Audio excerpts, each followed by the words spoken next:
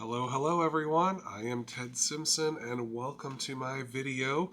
It is January 24th, I think, and I might have to edit it in case it's January 25th, but I think it's January 24th.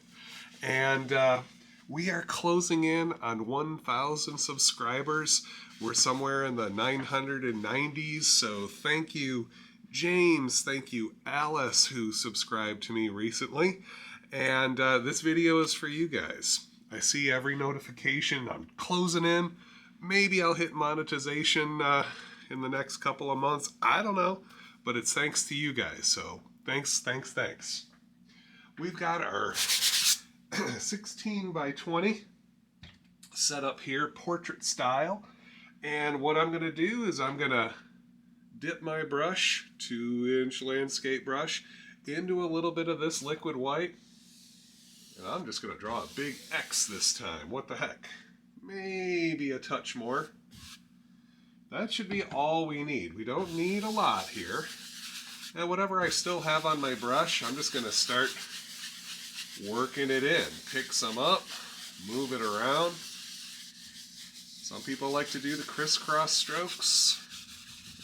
I like to grind it into the fabric a little bit.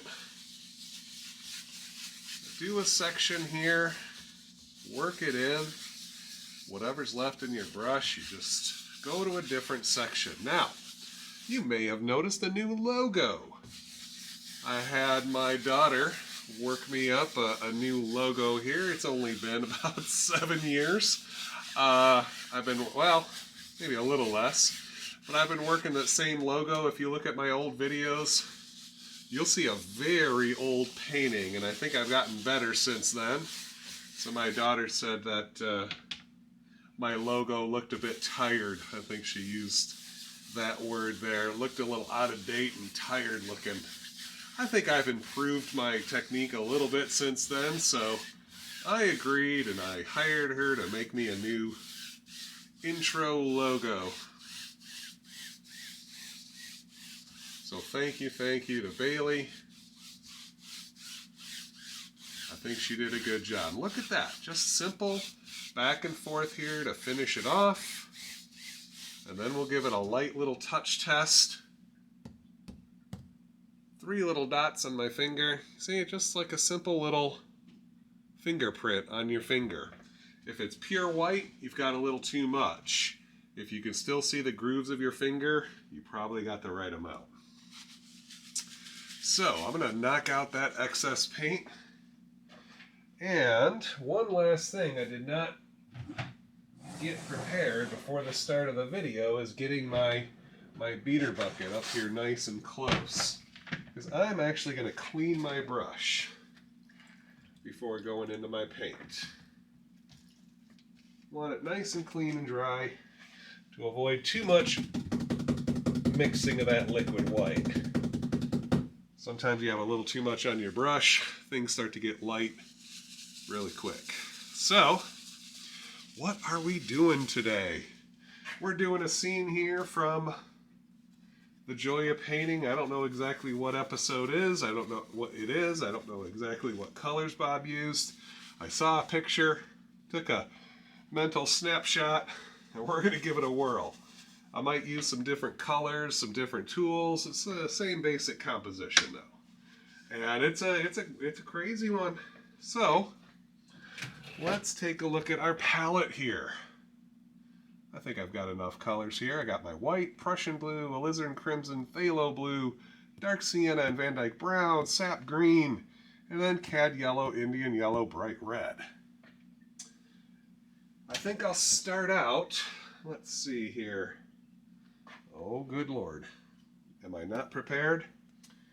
I am not prepared. Sorry about my melon head here. Luckily, all my tools are right here in front of me for my classes. With me being a certified Bob Ross instructor, I do have lots and lots of brushes and knives and such. Let's see what we got here. So I like to take my paint here, and I just give it a little pull down. Okay, we don't want to dip our brushes right into that thick mess there.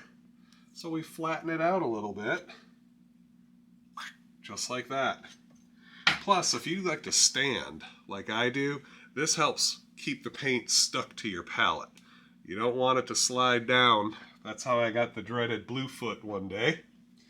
So, let's start with a little bit of the Indian yellow. Just bashing it in, bending those bristles a bit. See that? This is a nice full tutorial for you folks.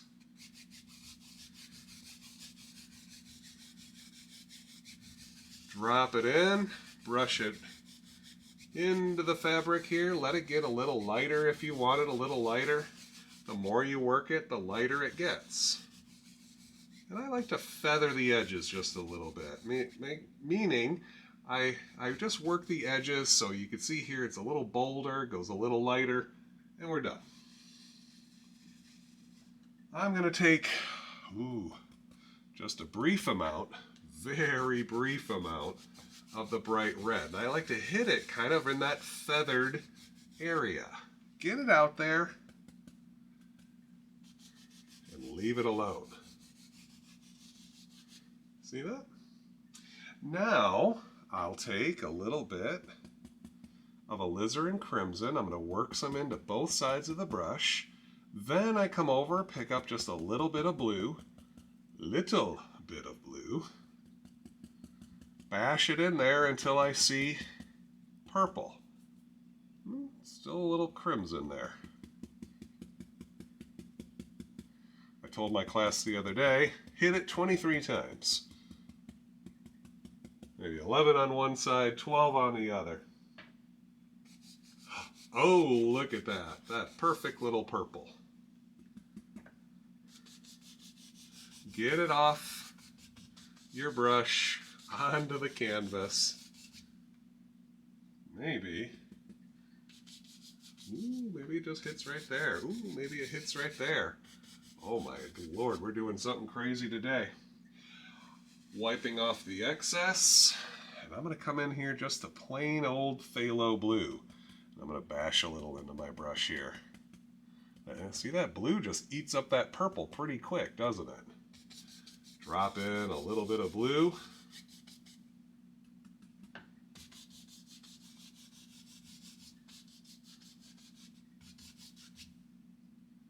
And then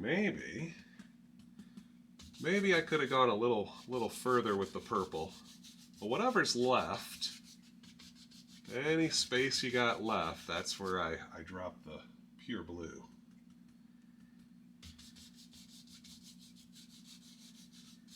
I think I have so much space left, I could come over and grab a little bit of the Prussian blue. Maybe a little bit more.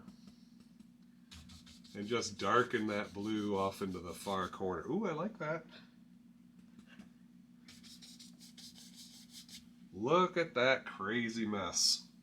Then, maybe a little bit of this purple. I could have done that before. Some of that purple and or blue.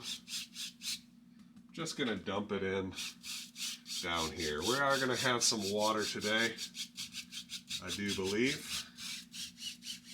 Just got to get it in there, basically horizontal. If you wanted a little more purple in spots, you could make purple, or just take a little bit of your crimson, and look at that. We can kind of make the purple right on the canvas. It's up to you. Try it different ways when you're practicing your painting. See what works for you. Mix it right on the palette, mix it right on the canvas. It doesn't really matter. Maybe you'll like one more than the other. All right, so done with that brush. I'm gonna give it a quick little wash. My odorless paint thinner. And you know what's next.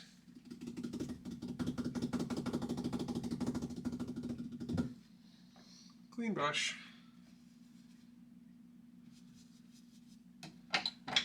crazy with it. Big old 2-inch brush. Let's come up here and just want to work that yellow and just that little bit of red. Just soften it so you can't really tell too much about that red. You can't really see it much. Then I'm going to hit that red into purple.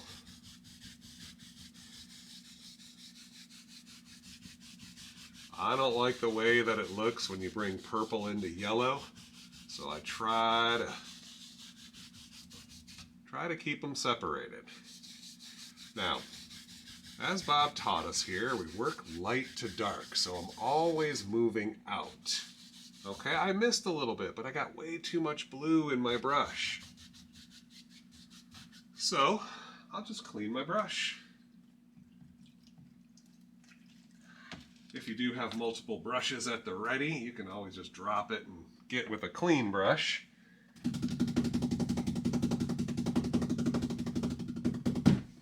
But it doesn't take long to clean it. A little bit on the easel. That's my little Bob tribute there. And then make sure you touch it to a paper towel just to make sure you get all that paint thinner off. Now I'm going to hit that purpley yellow bit right there, and I can go over this again, hitting it again from light to dark. And look at that, the more I go over it, the more it just all kind of blends and softens. Can't really tell where one color ends. The next color begins. Nice little scene there. I like that. You can kind of follow that same angle or just hit it across, feather touch here and there. All right. One more time. Don't really have too much paint in the brush, but I do like to finish my paintings without 5 or 10 brushes to clean. So I'm going to kind of clean as I go, if you'll bear with me. Next, let's come in and let's put some clouds up here. And I'm going to try the clouds I haven't done in a while. I like doing them this way. I gently pull, if you can see that, pull a little bit and tap on both sides. I want to get some paint up in the brush. There's a decent amount there. I lower my brush a little bit and I want to get the paint off. That's so important. So I tap and move. You see that? It's kind of chunky, kind of lumpy. It's okay.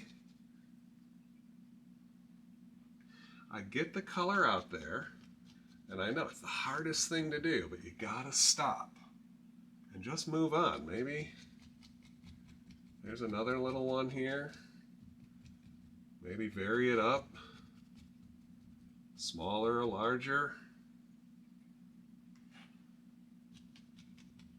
Just trying to get some color off onto the palette. That one kind of just drags all the way over.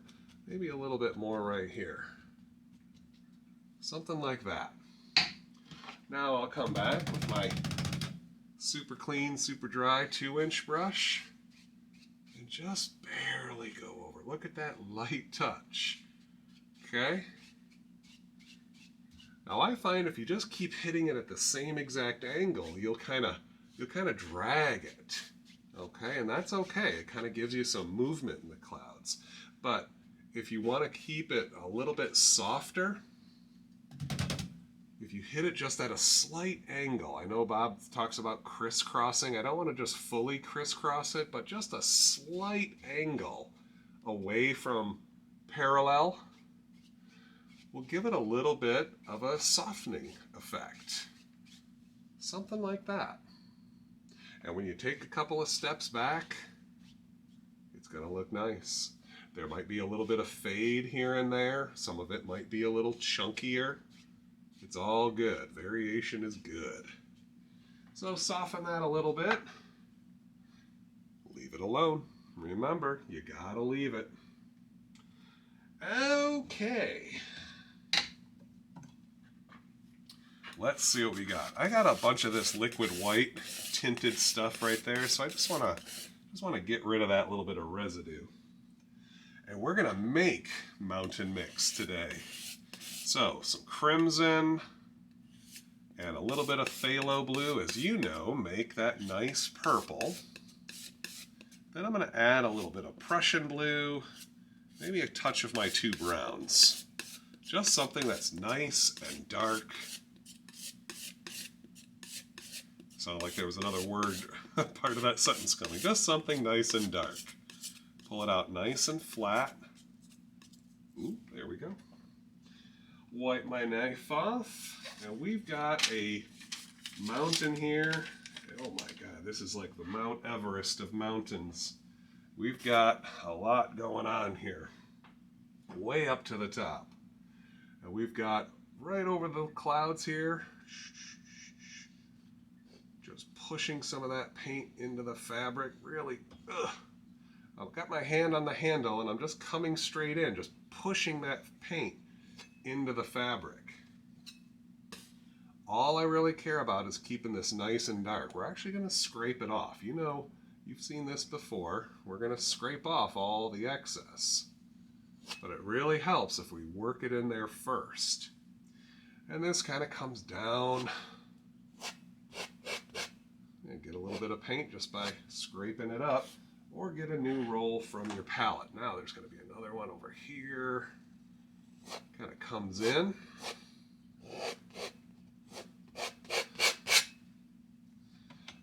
You can see I came over those clouds quite a bit. If you got a lot of chunky white there, you can just scrape it off. And maybe make that one a little taller. I kind of like that effect there where the cloud kind of disappears, but then it reappears on the other side. So I just changed up my mountain to see that. And maybe it just kind of trails away there. I'm gonna lose that cloud. It was fun putting it in, but that's all about all we get. Now, let's see about this side here. Kind of comes down. Maybe there'll be another little peak there. Down and out. Whenever you try to make it look like something always goes wrong. So I'm just pushing it in there. Some of those peaks form the way I like. Some do kind of their own thing. You just got to go with it. Pushing some paint in there. Scraping it off. See that? I want a little more color there, so I just push some in. And then the motion of scraping kind of fills in what you need to. Now, this is going to be a kind of a big mountain, so I'm going to do that a little bit more. Pushing some paint in, scraping it away. Pushing some in, scraping it away. Doing so fills in some more of that mountain area. Let's see. Do I got any more of this stuff left? I think, ooh, I got plenty.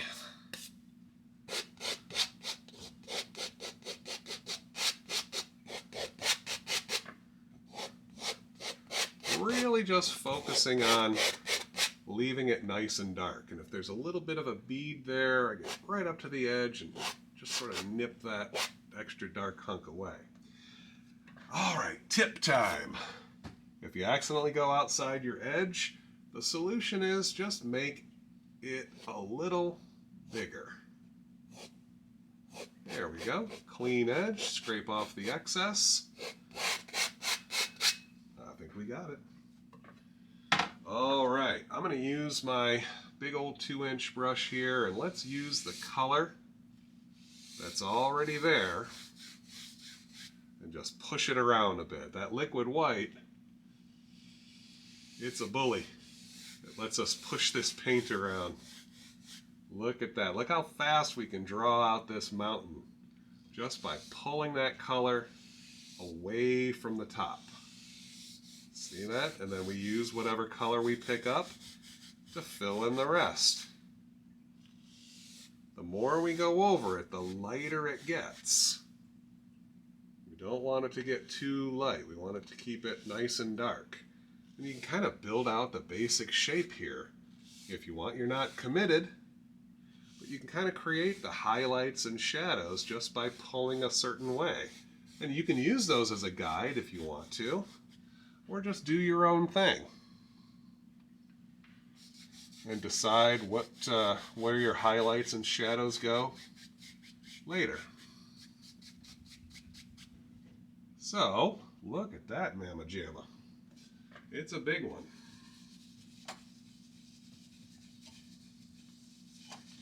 I'm going to wipe off most of that paint, set it aside. Look at this chunky monkey.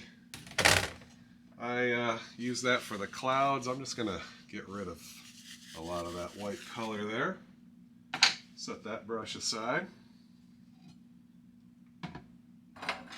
It's always good to have a nice set of paper towels here. Hopefully you don't waste them too much. They do open up and let you use both sides and then flip it over and use the reverse side. All right, let's see. Oh, I'm just delaying the inevitable here. Highlights on the mountain. All right, I've seen some of my Reddit friends. People always ask about mountains and try to get those nice, thick, craggy looking highlights. So I like to put my paint out nice and flat, put my knife straight down into the paint, straight, perpendicular, and then drag to the side. Now if you don't get a roll of paint that you like, just wipe it out again and try again. Depending on the size of your peak, you want different amounts on your knife. I've got a pretty big mountain here and a little bit of a draw, so I go with an amount that's a little bit bigger than cooked spaghetti. Now, very light touch. No fingers, nothing pushing in. Okay, you want to find that angle where the paint and the knife touch. And you don't have to do a full bob, 9-inch pull. Okay, wait till you get the hang of it. Let some of this paint come off. See that little bit? Just very lightly pivot the knife as you come away from that sharp edge and just give it these little touches at first. Okay, you can see here how it makes like a wedge. It's skinny here and it gets wider as I go down that outside edge. Just little touches, feel where that paint is sticking. And if you'll notice here, it's not really a roll anymore. There's a little bit of a flat side to it. So as Bob goes down, he flattens the knife so that paint will keep coming off. It's very helpful to get a new roll every time you want to make a new pathway. Okay, don't try to spread what's there. It's not cream cheese, it's not butter, but just continue on with these short little strokes. Okay, once you get the feel for it, then you can start trying to make a longer stroke. Once you feel it, you can kind of just let that knife go all the way down. It doesn't really look better or worse than just doing it short. You might have better luck doing this. You might like the look of it when you use a full run, for lack of a better term, a whole pathway. Try them out, you're not committed here. We're here to have fun, of course, and to practice the technique. So I'm always flipping my paint back up and drawing it back out again. Wipe the knife so you can see what's doing there. And we're just putting on some color. Ooh, there we go. Let that paint come off. Let it come off kind of chunky. If you don't use enough paint, you really won't see, we're really laying on a thick mixture there. You won't really see it if you use too little. Ooh, look at that.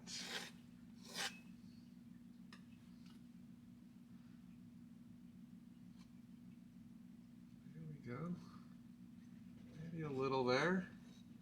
I'm going to let this kind of come out a little bit wider as I go down, leaving plenty of room for our shadows. Okay, we don't have to do the whole mountain at once here.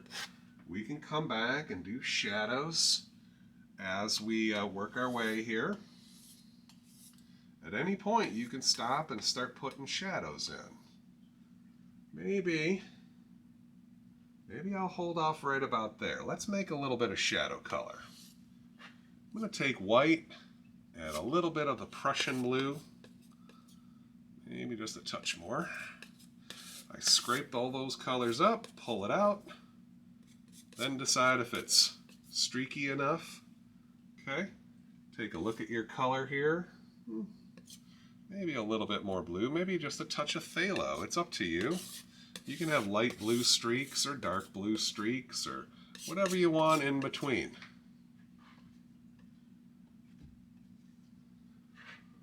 Okay, before I put in that shadow, I think one of these little peaks, this little peak over here, it's going to kind of come down this way a little bit. Let's put a little bit out there, just so I can play around.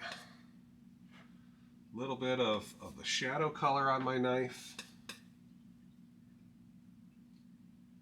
Try to draw it down and out, a little bit at a time.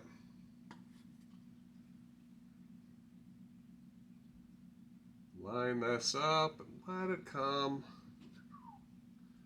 down and out. Let that knife get flatter to the canvas as you go down.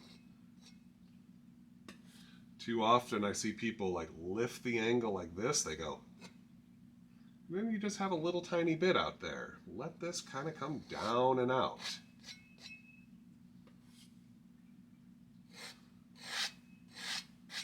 See that light touch? I still have plenty of paint on my knife, but it's an incredibly light touch. One little roll here, and you can sneak it into these little gaps that you've created. It's one of the reasons why we leave them there. They're perfect spots for shadow. And if you're like me, you accidentally went over a little bit of your highlight, it's not the end of the world. We try to avoid going over the white paint. Just try to sneak them up in between, and we'll come back and make a little adjustment there. Okay, this one here, a little bit kind of comes out. Little touches here and there. Even get a little on this one here. Something like that. Find some of these gaps here. I like to use the little side of the knife. Makes it a little easier to sneak them in these little spots here and there as needed, as desired. Create those little 3D effects just by pulling in a different angle than the highlight. See that? Now comes the fun part, is kind of playing back and forth.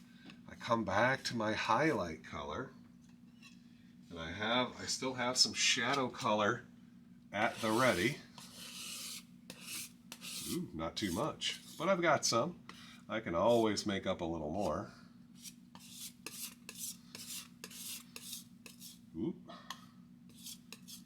Try to make more than you need there, that way you don't have to try to color match.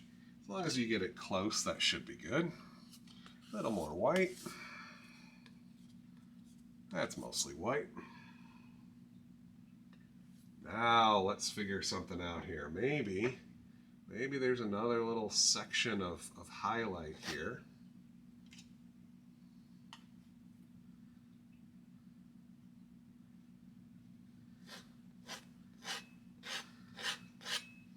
You add a little section, a little new highlight. Then I come up here and give it its own little shadow.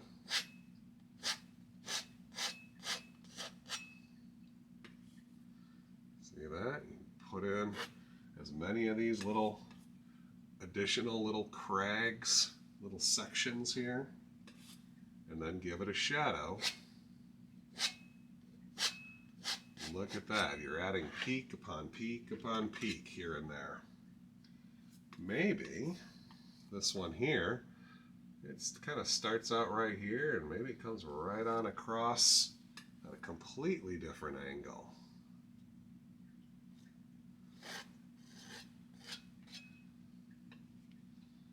Come back with a shadow.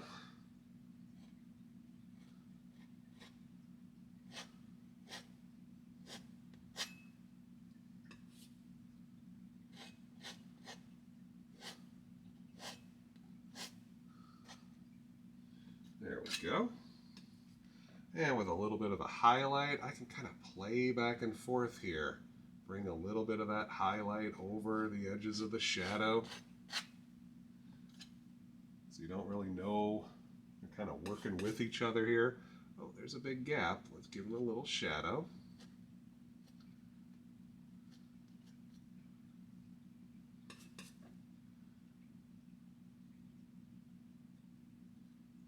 There we go. A couple little bits in here. There we go. We got an interesting big mountain to deal with now. That's fun. Now I'm going to clean out that 1-inch brush super quick.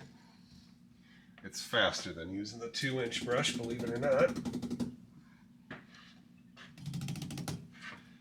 And now we're going to create a little bit of mist and fog.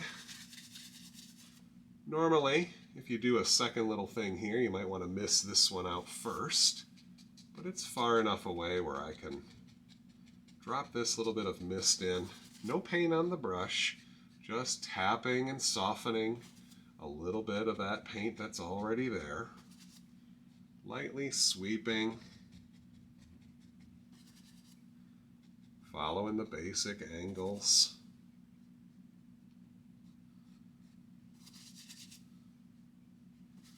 There we go. Now I can create some mist down here. See that? Following the basic angle. And it turns some of that snow into fog, or whatever we're calling this. Mist, a little bit of diffused light, Bob is often saying. And at the very bottom, once I get some of this misted in here, I'll create even lighter mist. You can see here, this mountain kind of ends right at the horizon line. This task here, this little bit that we're doing, sort of diffuses the line between the end of the mountain and the start of the foreground. Okay, so just a little bit of softness helps us create that illusion of distance. Okay, we want this mountain to look like it's kind of floating out there. Okay, a little bit here and there, pop, pop, pop, pop, pop, pop. A little bit of misty stuff, following the basic angles. Then here, right at the bottom, some light little crisscross strokes softens that mist even more.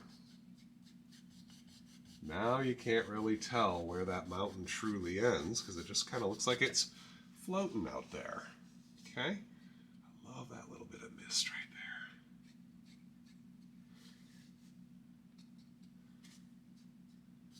there. All right.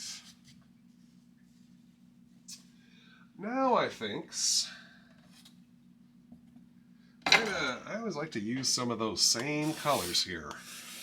Bob established a color palette here. We try to use those same colors in the different features. Okay, so a little bit of the blues, maybe a little bit of Prussian blue, maybe a little bit more Prussian, the rest of that phthalo, what the heck. I'm going to give that a little hunk of white. If you had more shadow color, you could use the shadow color to lighten things. There we go. All we're really looking for something is, in color-wise, is something a little bolder at the base of our mountain so that it stands out. A little bit deeper, darker in value. Something like that. Should be interesting. Let's give it a try. I'm going to tap in a little bit of that color, just like how we did the sky, just a little bit more paint. And using this same 1-inch brush, I bring the handle in and down. So I'm using the corner to gently pull down. You see that? All I'm really caring about is just making a basic shape.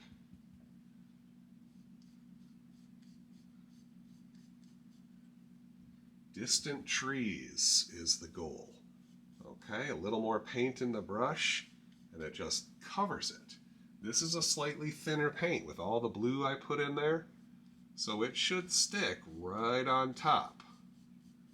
Especially that firmer, whiter color, because you know our golden rule is a thin paint sticks to a thick paint. Maybe a taller one, a shorter one. Reloading often, just looking for something to give us a little indication of background trees. Now, sometimes we make them a little taller here. Just all I really care about is what's above my hand. I just want to see some interesting tops. Don't care about the bottoms. Because the bottoms are going to destroy. Holding that brush vertical with the handle above center. I'm just going to crush the bottom. You see that? Just crushing the bottom. Melts the edge right into that white that we left, our horizon line. Happens quick. Clean my brush kind of as I'm going here. Because you'll pick up paint quick. But we're letting that liquid white do most of the work here. We're tapping it. Look at that. The more you tap it, the softer it gets. Okay? And then very, very lightly with the handle above center, I use my arm and lift. I don't want to do this. Things can start going wrong when you use too much wrist. Lift. And it helps flatten out some of that chunky paint if it's there. A couple of crisscrosses if it needs it. It probably doesn't. A couple of light little lifts and we're done. Now we could put some trunks on there if we wanted to, but I think these are too far away to even see that level of detail. All right.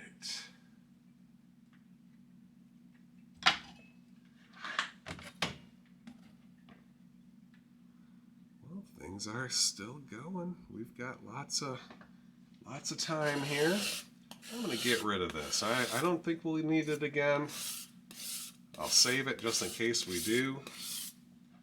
I always like to occasionally, as we're moving forward here, give your palette a little cleanup, palette maintenance. Look at that. Now I've got my working pile again. We're going to make a color here. Oh boy, here we go. I'll tell you what, let's use some of that brown purple mix. I'm going to add a nice hunk of brown to it. And then a little hunk of green.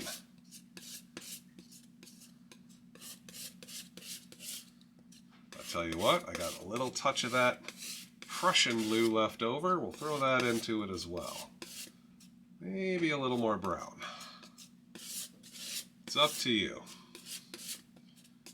This is, you can kind of see that residue color here. It's a very dark olive green. Maybe even darker than olive drab. Okay, good looking color. And we get to use my favorite brush, the black handled oval brush. I do love this brush. So, a little bit of this color.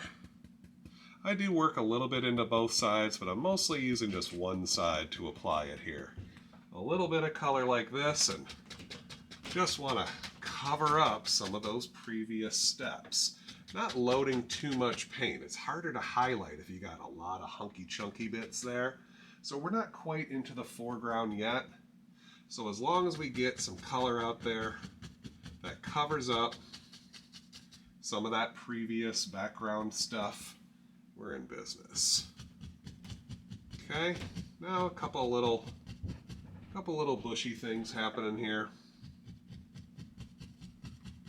And let's build our way forward. Maybe a little bit here. Trying to leave just a little bit of that mist.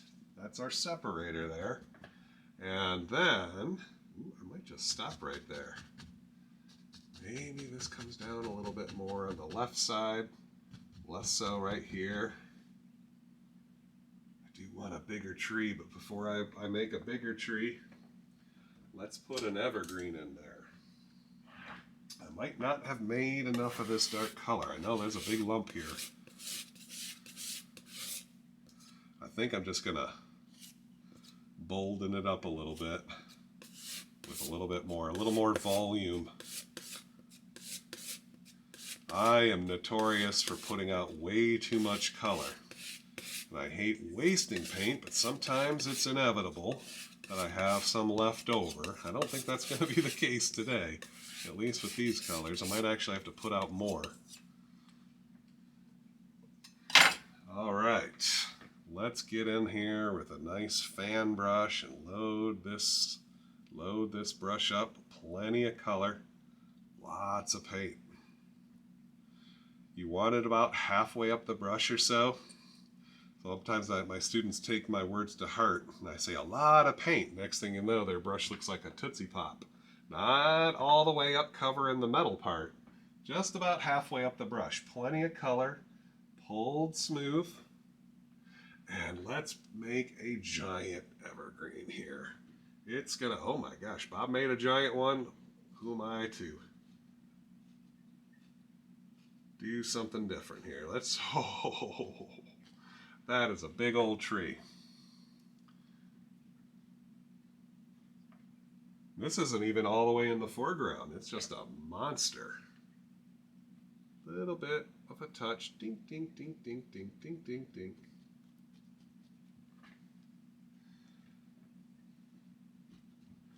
Loading this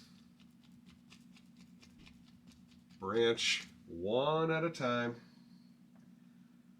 Start here in the center and go out.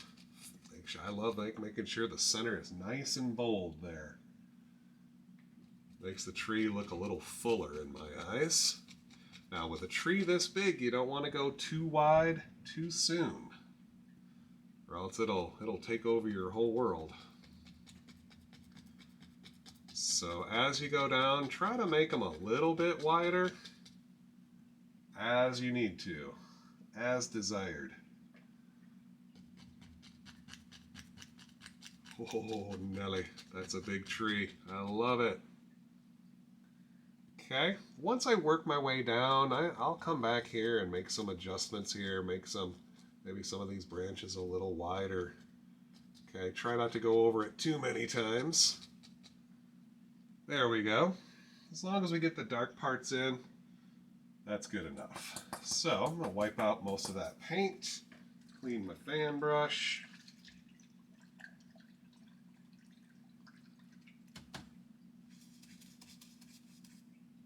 And then, let's see, let me gather that paint so you can kind of recover some of that. Ooh, yeah. And I'm going to take a little bit of white, a little bit of that dark sienna. Ooh, too much white. There we go. And then I get a small roll. Very gently, I just want to touch, and I'll pull a little bit to the side, a couple of different spots, give a little indication of a trunk. Okay, some of it will be hidden, so we don't do the whole thing. And then right off the bat here, before we highlight anything else, this tree is going to be a little further in the background. So we'll highlight the evergreen first, since that's going to be further in the back. Touch of that green, cadmium yellow, maybe a little more green. If it's a little too bright, well, you can always dull it down with a little bit of your dark or red. Plenty of color in the brush. Let's come up here a little bit over to the right and down. And tap, tap, tap, tap, tap, tap, tap, tap. As I start coming down, now I'm going to be using more of the center of the fan brush to doot, doot, doot, doot, doot, doot, doot, create these little frownies. Doot, doot, doot, doot, doot, doot. I kind of think of these as stair steps. That's what helps me. So just hit it a little down, little to the left, hit it, down left, doot, doot, doot, doot. See that? Little stair steps. Then some going to the right, once in a while to the left.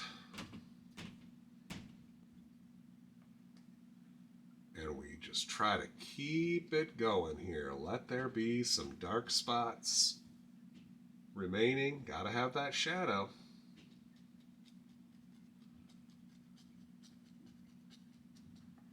There we go. And we got a nice little highlighted tree.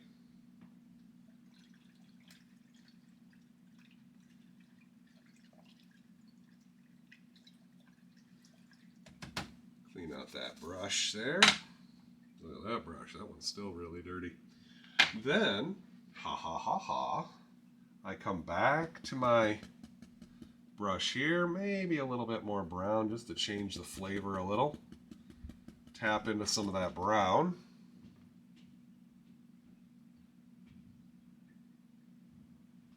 And boom, let's put a big old leafy tree.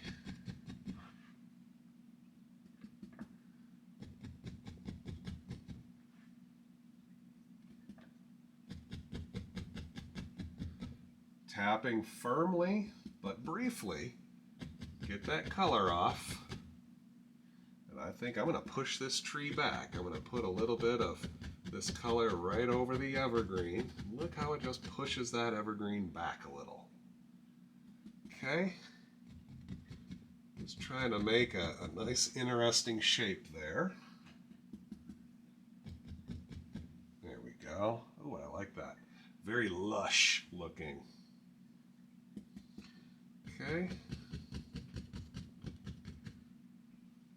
Cool. Ooh, now it's in the back. Now, I think I'll take my 2-inch brush here, and I want to use some of that paint that's already there. I don't have anything left on this brush. I'm just going to press in and pull down. Now I have a little bit more up here, so I'm going to just put a little color right there, maybe a little more color right there, maybe a little bit here to match that evergreen just a tad. Doesn't have to be mirror imaged.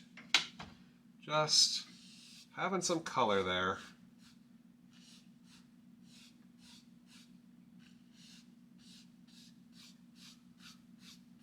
Pull it down, very lightly pull sideways.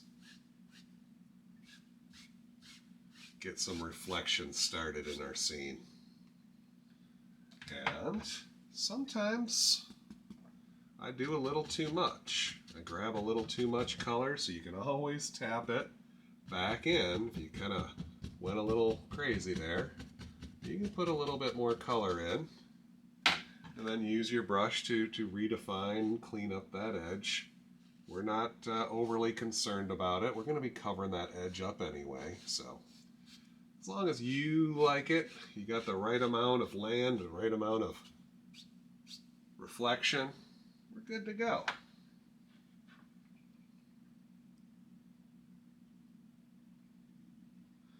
Okay. Now, let's see. Let's get to the fun part here. I'm going to clean that oval brush. I do have two of them, but I'm just going to clean it. What the heck? Well, I should have used the second one. We are going to come back to the dark. Oh well. If at all possible, if you're ever painting along with me, have a couple of brushes. Have a dark brush and a light brush. Might make your job a little easier. So, a little bit of the liquid white. And let's see here. It is pretty light. You know, I'm going to take a little bit of this crimson. I'm sorry, bright red. And maybe just a touch of brown. I just want to dull this down a little bit. Maybe a little of my dark color. Well, ooh, there we go. Kind of like I made yellow ochre a little bit. Tapping in, plenty of color on the brush. But you see this tapping motion. You see that angle? That helps bring the paint right up to the tips of the bristles. And we want to do this one little clump at a time. Okay, start up here at the top, just slightly above the dark, and I tap a little bit of color. As I move down, I lighten my touch. See how it goes out bright and it gets a little darker? I reload with a couple of taps. I do another little clump. Look how bright it comes out. And then I tap, lighten up my touch, and it dulls out. And I do it one little step at a time, putting out that bright bit, let it dull down, then put another bright bit as we work our way down. So it gives it that very soft, lushy looking effect. I'm going to change things up a little bit. I'm going to use a different color.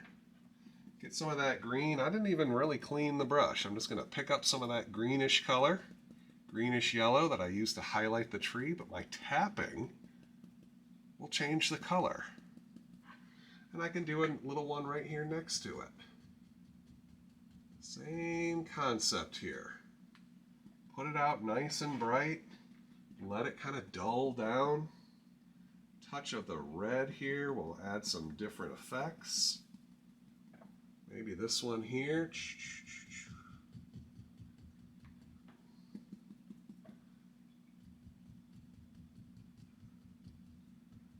That one there, I had enough to do two. Maybe this one here, much more red, so it's kind of like almost kind of rusty looking. Ooh, maybe a little more orangey instead. But at the bottom, maybe it's a little brighter. There we go. Now, I think for this final tree, I am gonna put out a little bit of the yellow ochre. It's kind of a spicy yellow mustard color, a spicy brown mustard, I guess I should say. Without cleaning the brush. Again, without cleaning the brush. If anything, just adding a drop of the liquid white, or in my case here, one single drop of paint thinner. That's a risky motion here. One single drop can almost be too much. Okay, big old tree here. Gonna take this one little section at a time.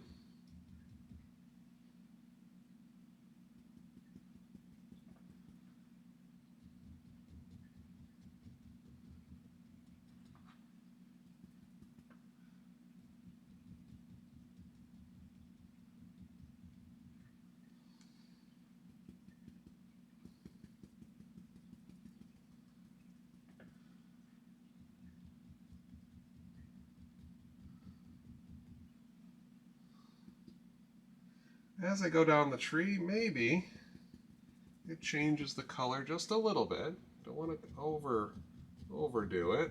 Maybe one little section is a slightly different color. Maybe it's a whole nother bush, whole nother tree shape here. Working on various sections here. Working my way down, but hopefully leaving a little bit of dark area as our separator. Okay, now I'm going to mix it back up here. A little more yellow in it. Maybe I can drop in a little lush looking thing here. You can see as I'm working my way down, we got a little bit of this strip of dark left. There was a reason for that, but some might have a little bit more to it than others.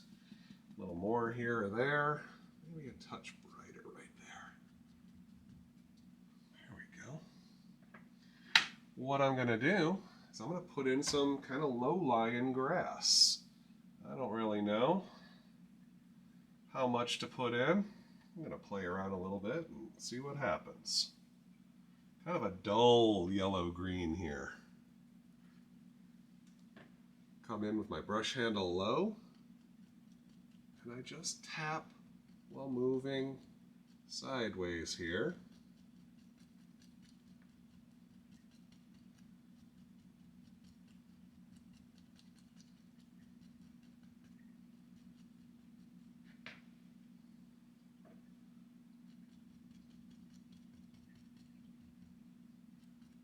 Tapping, and just like I did with that round brush, or I'm sorry, the black-handled oval brush, is you let that paint work together and just let it keep getting duller and duller as you work your way away from those bright spots. Let it mix with that dark a little bit.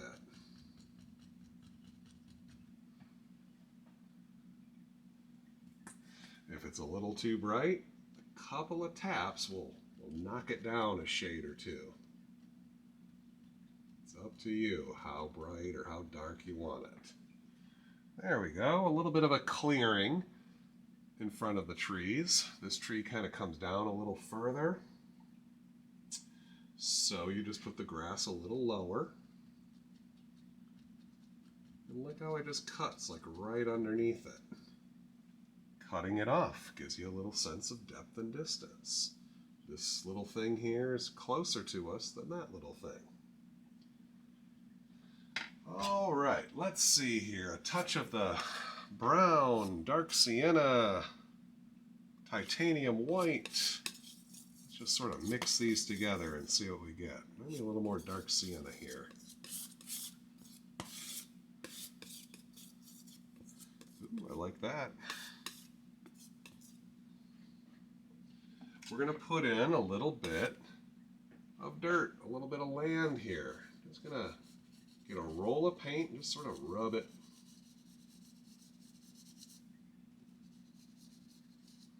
Let some of it come off.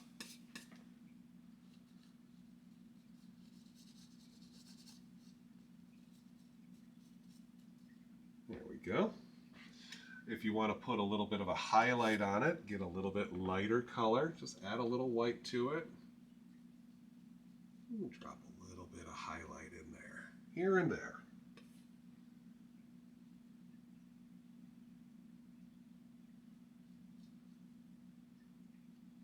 Good. Good, good, good. Then I'll take a little bit of liquid white. That's a lot of it. That was way a lot. Little bit of titanium white, just sort of moosh those colors together. Get out a little roll on the knife. Right where the land ends and the reflection begins, I saw a little horizontal waterline in there.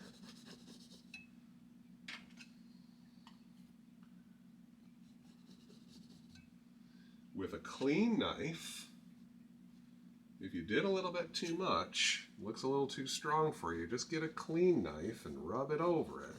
And you can make some or a lot of it disappear.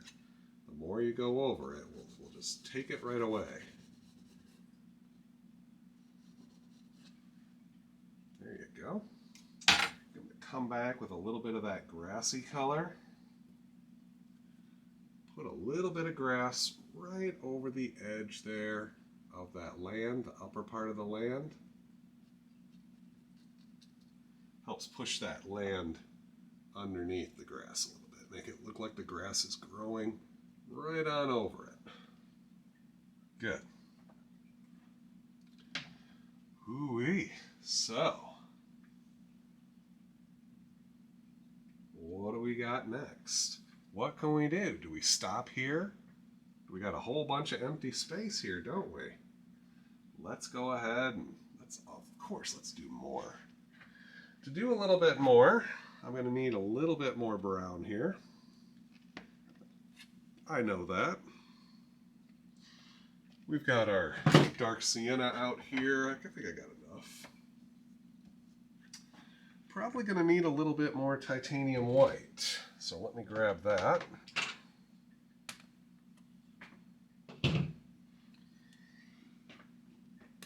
Let's see here. Take some dark brown, pull it out nice and flat, cut off a little roll, and let's see about making a cabin. It's cabin time. So, I like to bring it in a little bit. This wooden frame here can kind of get away from you. So let's just take this knife, touch, and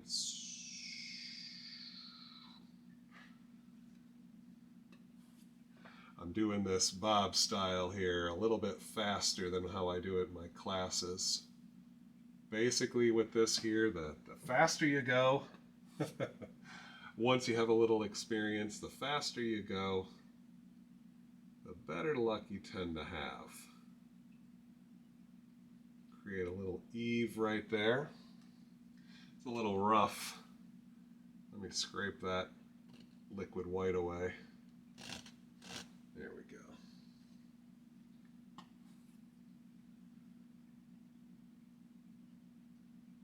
There, it comes in nice and dark now.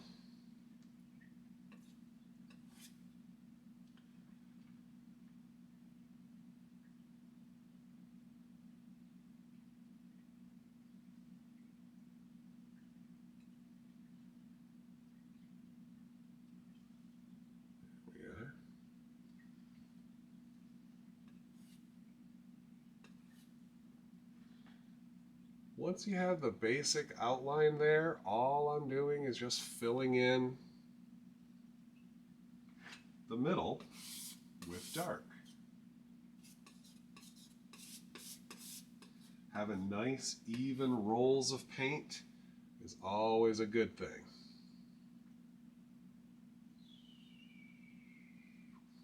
Sometimes using the small knife will give you a little bit more control. There we go.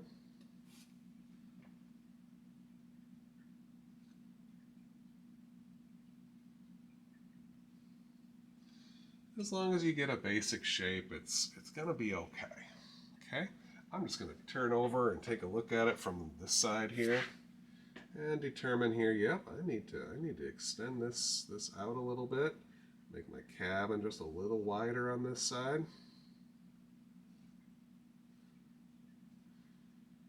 Bring it down just a little bit more.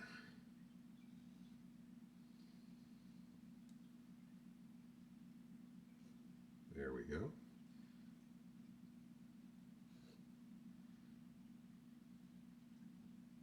There, I like that. All right, so our cabin, let's see, what do we want to highlight first? Maybe a little bit right of the on the face here.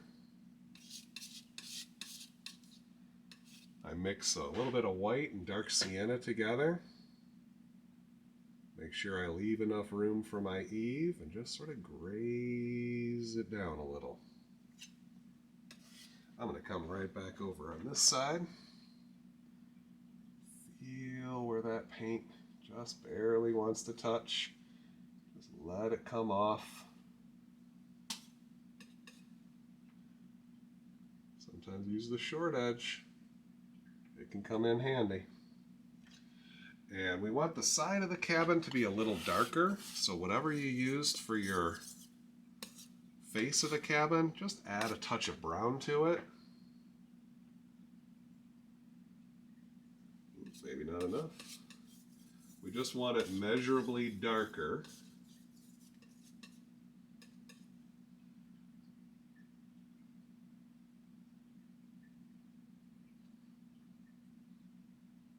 There we go.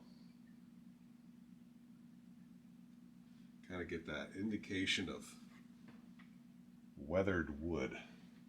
Now, with a clean knife, if you need to, the more you go over it, the darker it'll get. And those two colors, the highlight and the background color, will mix and they will get darker.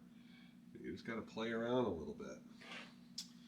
Then, just a little bit of dark sienna and white and brown. Find a different little flavor there.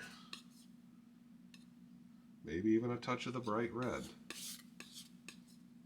Now you can do blue, you can do green, whatever makes you happy. And I'm going to put in a little indication of shingles. Just do.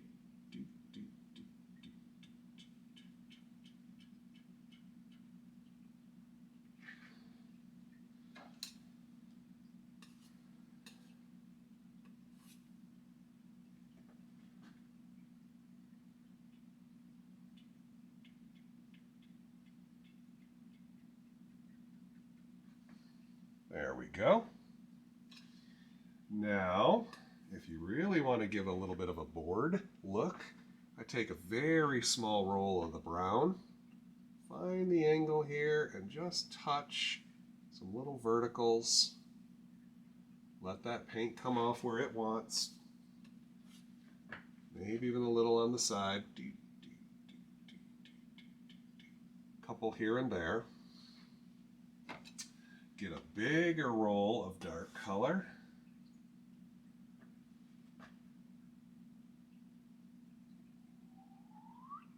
Make a door. And then a touch of that white color, that waterline color back there. Just touch, sort of cut in. I always do that. I always touch and move it. Ooh boy. You can see there, right off the bat. What I did, I told you not to do, I went and did myself.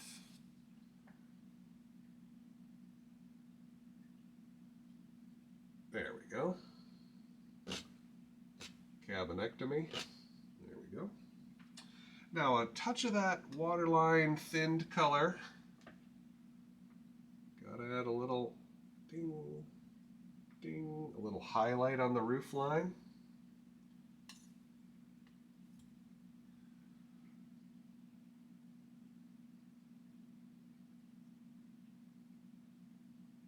There we go. We got ourselves a happy little cabin. All right, let's go ahead and take some of our dark color. This is that brown and a little bit of green mixture. All that dark stuff. Let's cover up a little bit of that cabin. Oh, that cabin just got pushed away into the shadows, huh? A little bit of stuff down here.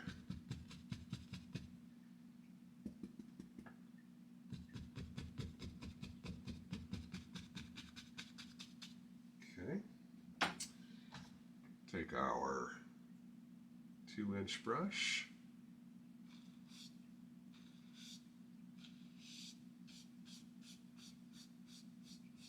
Make some reflections.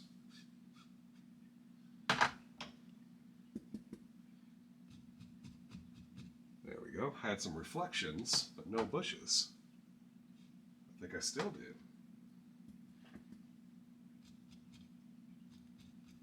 There we go.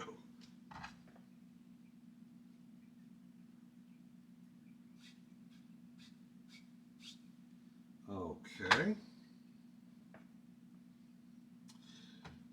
Oh, let's see here. A little bit of the yellows.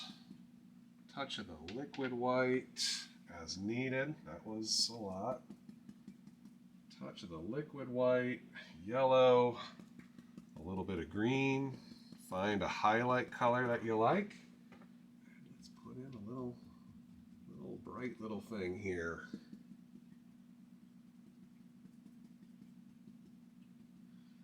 Maybe another little one here.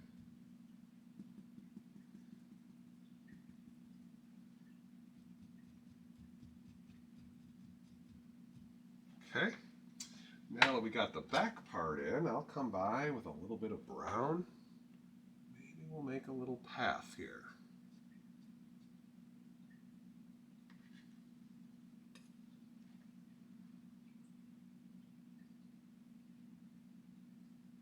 Cut off whatever part of that bush needs to be cut off to give it a little dark effect. Notice how I'm pulling sideways. We want this path to look flat, so we try to keep that blade nice and horizontal. Okay, a little bit of my shadow highlight color here. Brown. Take care. Bye now.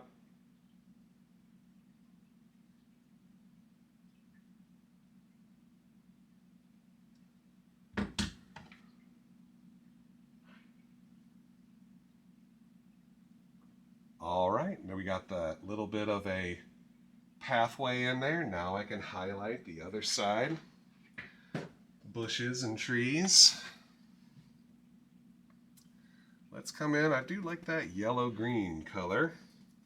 So a lot of paint worked up right on the tips of the bristles. Tap. Oh, that's a nice bright one. We can do this one in sections. And then right after that, like I said, sometimes you change your mind, you see something. I say maybe there's some bushes in front of that tree. So I just change the color.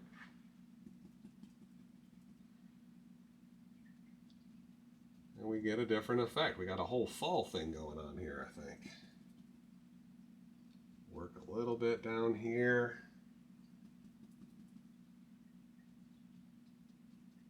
Something like that. Once again, we just do some of those things we've already done.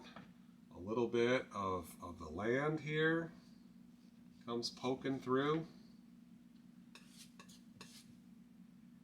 A little bit more brown in it this time, make it a little darker. Our highlight shade, grays a little bit of that color, sideways. Yeah, you see that path just kind of turns into some dirt there. Missed a little bit. Let's hit it again. Good.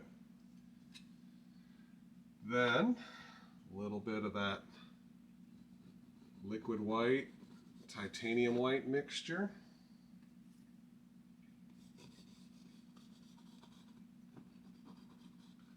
Create a little water line.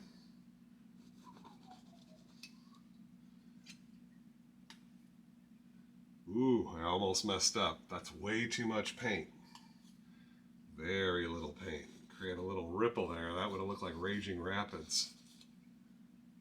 Trying to create a little movement in the water here just by putting a little bit of stuff around here, not too much. And if it's a little too much, you can calm it down just by going over it a little bit.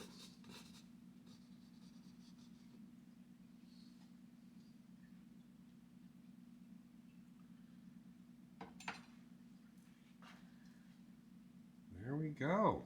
Got a nice little scene there. But you know what Bob did? Bob was never one to leave too much blank space there. So let's do a little bit of Bob action for us here. A little bit of the brown on my fan. And let's drop in a big old tree. Oh my Lord, I did it. Want a nice dark color here. Pull right on through my mountain and everything in between there.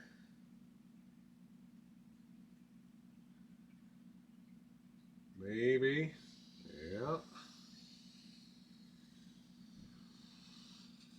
the second one.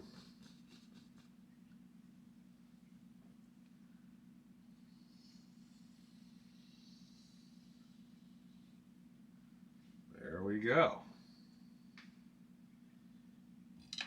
Then we'll take our knife and let's put some highlight on it. A little bit of white, a little bit of brown, a little bit of dark sienna. Cut a little roll of paint. And I'm just going to touch.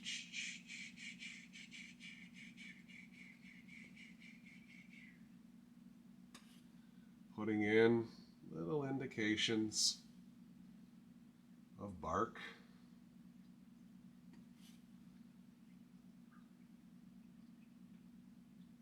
See, when you just touch these little vertical lines, that paint comes off, and it's going to come off kind of chunky.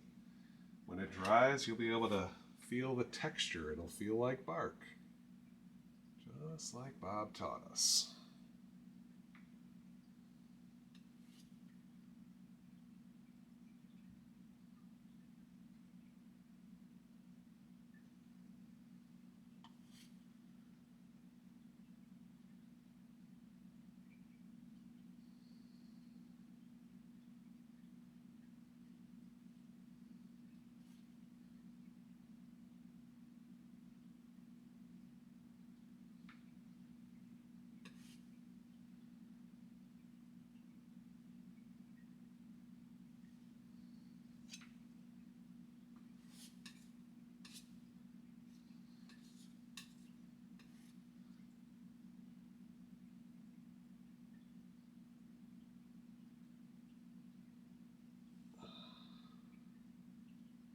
Good.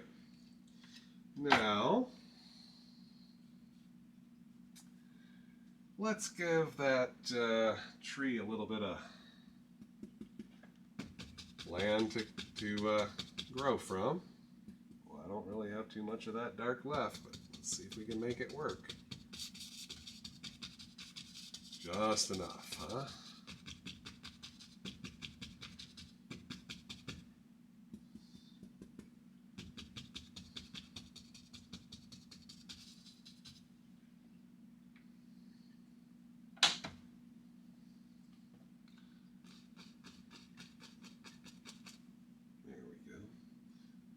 Foot. There it is. All right. A little bit of foliage, bushy things.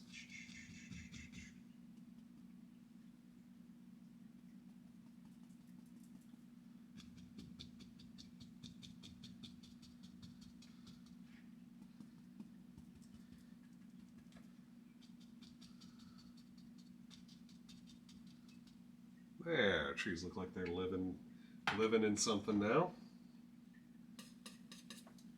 Couple little more bits right there. Okay.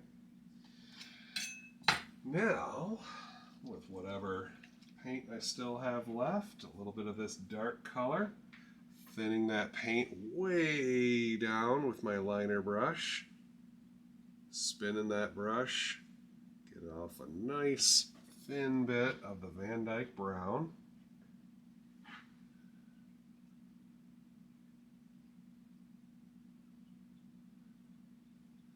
We'll add a couple of branches. Get that nice dark look.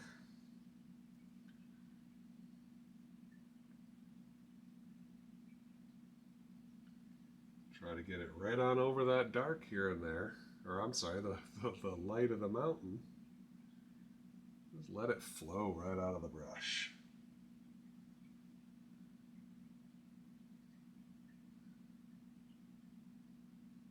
There we go.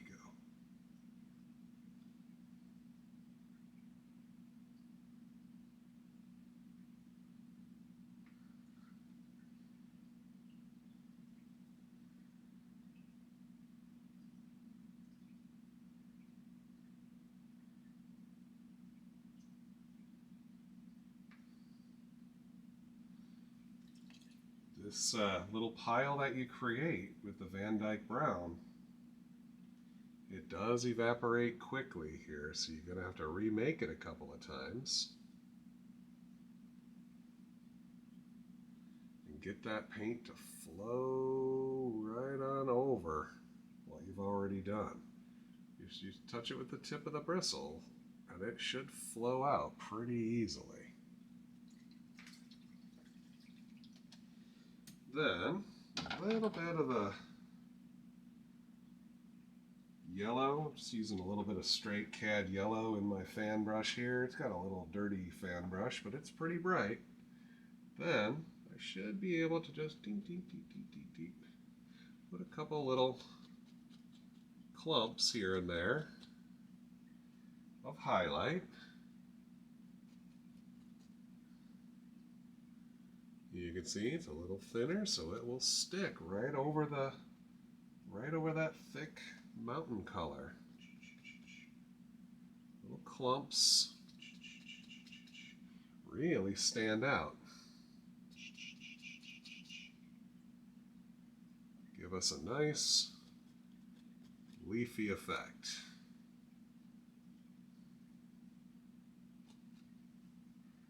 There we go. Now I think we've got ourselves a completed painting. So there was a whole painting tutorial for you today.